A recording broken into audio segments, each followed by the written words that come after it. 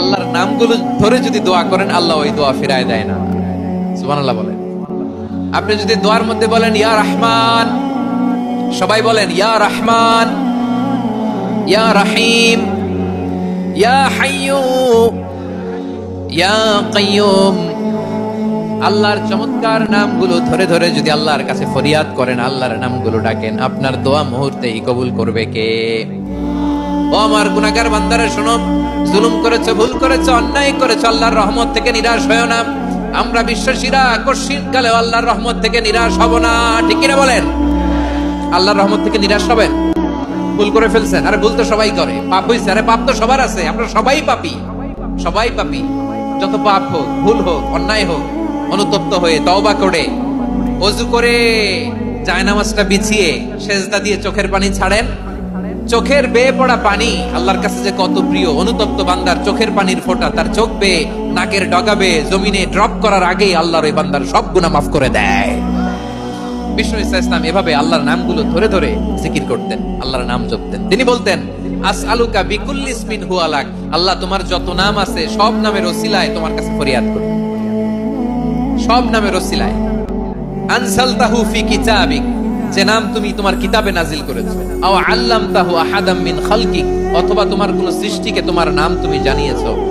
আও ইস্তাসারতা বিহি ফি ইলমিল গায়বি ইনদাক, অথবা গায়েবের জ্ঞানে তুমি তোমার নিজের জন্য ওই নামগুলো সংরক্ষিত রেখে দিয়েছো। সব নামের ওসিলায় তোমার কাছে চাই। সুবহানাল্লাহ পড়েন।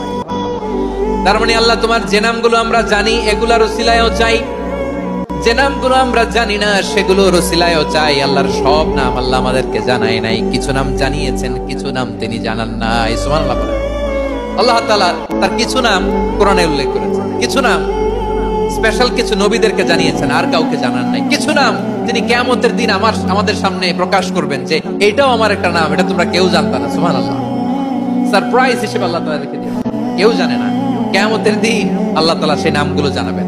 আর কিছু নাম আছে সেই নামগুলো আল্লাহ কোরআনেও বলে নাই, কোন নবীরেও জানায় নাই, কিয়ামতের দিনও সারপ্রাইজ হিসেবেও জানাবে না। ওই নামগুলো স্বয়ং খোদ আল্লাহ ছাড়া কেউ জানে না। এজন্য বিশ্বনবী দোয়ার সময় বলতেন আল্লাহ তোমার যে নামগুলো জানি, যে নামগুলো জানি না, সব নামের বরকতে তোমার দরবারে চাই, সব নামের ওসিলায় তোমার কাছে ফরিয়াদ করি। সুবহানাল্লাহ বলেন। তিনি হলেন দয়াময়, তিনি হলেন মেহেরবান, তিনি হলেন the most gracious, the most merciful. তিনি দয়াময়, তিনি অতিশয় মেহেরবান। সুবহানাল্লাহ বলেন। তার দয়ার কোনো শেষ নাই, তার মায়ার কোনো শেষ নাই। আল্লাহ রহমানুন ফিদ দুনিয়া ওয়া রহিমুন ফিল আখিরাহ। এই দুনিয়ার জন্য আল্লাহ রহমান, দুনিয়াতে আল্লাহ সবাইরে দয়া করে, কাফিররাও করে, মুসলিমরাও করে। আর আখিরাতের জন্য তিনি রহিম, সেখানে কাফির মুশরিকদের জন্য আল্লাহর পক্ষ থেকে কোনো দয়া থাকবে না। চিল্লায় বলেন ঠিক কি না?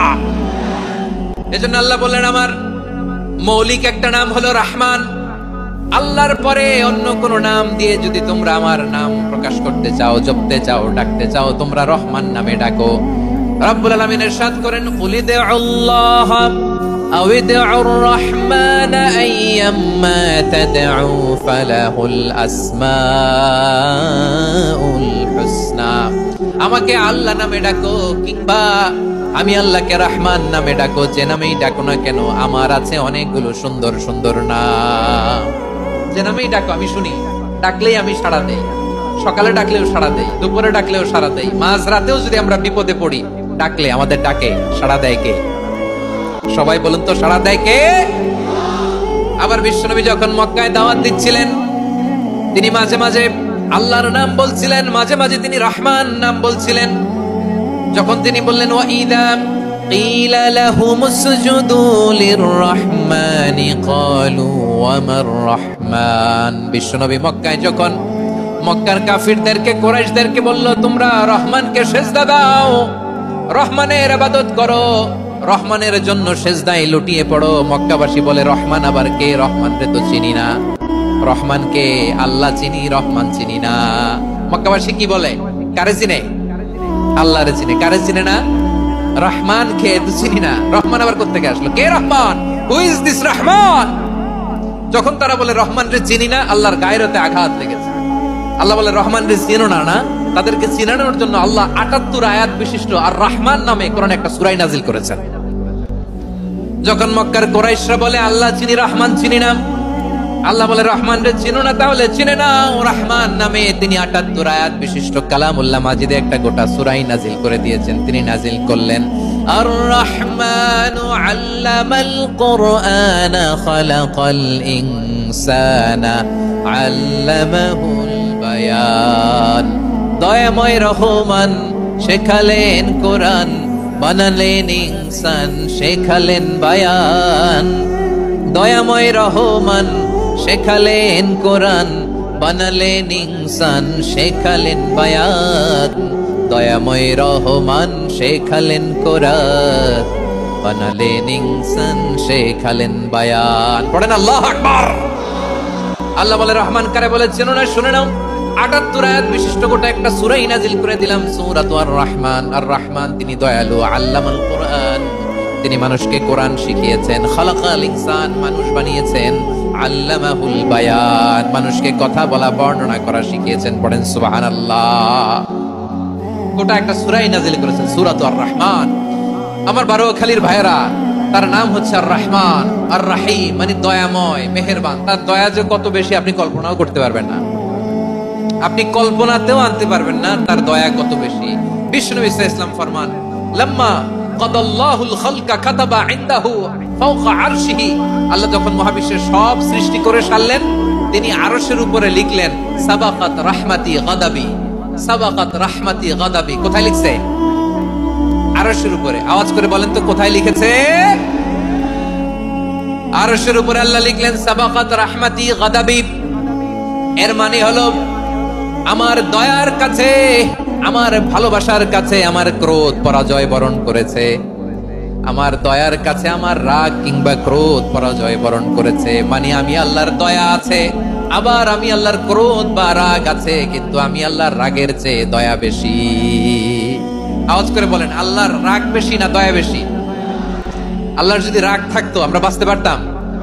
যে পরিমাণে আকাম খুকাম আমরা করি, অপকর্ম করি, অন্যায় করি, জুলুম করে জুলুমের আড্ডাখানা বানিয়ে রেখেছি গোটা দুনিয়াকে, আল্লাহ যদি মুহূর্তে মুহূর্তে রেগে যেতেন আমরা বাঁচতে পারতাম? মহাবিশ্ব সৃষ্টির পরেই তিনি আরশের উপরে লিখেছেন সাবাকাত রাহমাতি গাদাবি, মানে আমি আমার দয়ার কাছে আমি আল্লাহর ক্রোধ, রাগ, ক্ষোভ এটা পরাজিত হয়েছে। সুবহানাল্লাহ বলেন। আবার বিষ্ণু বললেন জাআলাল্লাহুর রাহমাতা মিয়াতা জুজ। আল্লাহ দয়ার ভালোবাসাকে ১০০ টুকরা করলেন, ৯৯ টুকরা দয়া মায়া ভালোবাসা আল্লাহ নিজের কাছে রেখে দিলেন, আর ১ টুকরা দয়া মায়া ভালোবাসা আল্লাহ গোটা বিশ্বের সবার মাঝে ঢেলে দিলেন। দয়া মায়া ভালোবাসা ১০০ টুকরা করে আল্লাহ নিজের কাছে রাখছেন কয় টুকরা? সবাই বলেন ৯৯ টুকরা। আর গোটা বিশ্বের সবার মাঝে ভাগ করে দিয়েছেন কয় টুকরা? এবার এই ১ টুকরার নমুনা দেখেন তো পৃথিবীতে। স্বামী স্ত্রীর জন্য কত ভালোবাসা, বন্ধু বন্ধুর জন্য কত ভালোবাসা, গার্লফ্রেন্ড বয়ফ্রেন্ডের জন্য গলায় ফাঁস লাগে, আছে না নাই? এই এখন গলার আওয়াজ বাড়ছে ইয়াংদের।